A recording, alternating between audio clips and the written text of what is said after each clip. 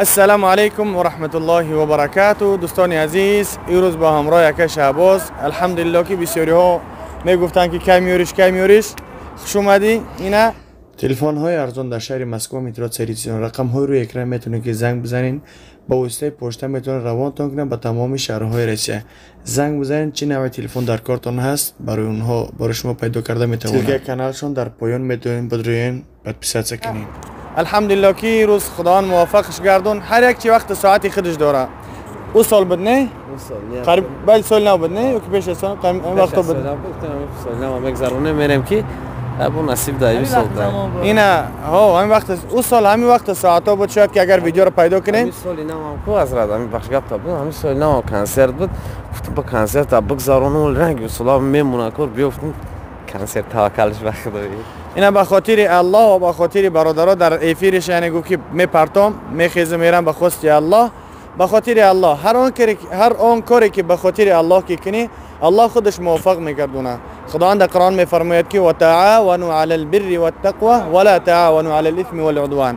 یعنی خداوند میگه شما دستگیری کنین همدیگر در کار خیر، یعنی دستگیری کنین و در کار بد همدیگر رو دستگیری نکنین.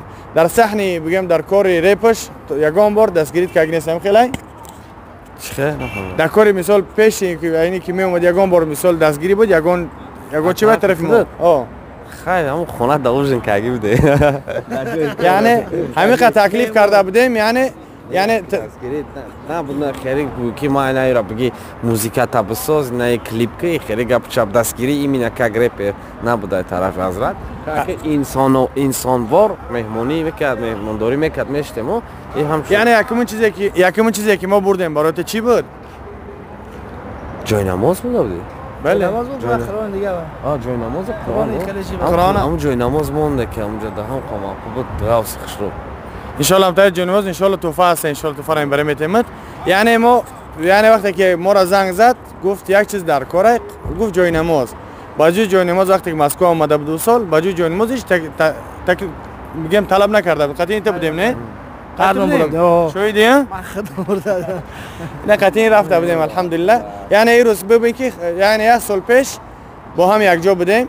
این حضرت این رئیسی هفته سالان نبود قطعیمو نکی سال قطعیمو نه پیدا شد نکی الحمدلله که خدا موفق گردون. این روز با هم یک جا هستیم و از الله سبحانه و تعالی طلب میکنیم که روز قیامت با هم یک جا باشه و انسانانی که با هم میبینن روز قیامت در جنت الفردوس الاعلی با هم یک جا باشیم. هر کاری که به خاطر الله برادری میکنی و روز قیامت ان شاء الله با هم یک جا میباشیم. باقی در امان الله باشین، با دعا باشین. دیگه شانمسین شهباز حاجی شهباز ان شاء الله موفق گردن. خدا مبارکی حجا. ویدیو کعبه میشه ان شاء الله. ان شاء الله دوام ویدیو ان شاء الله کعبه.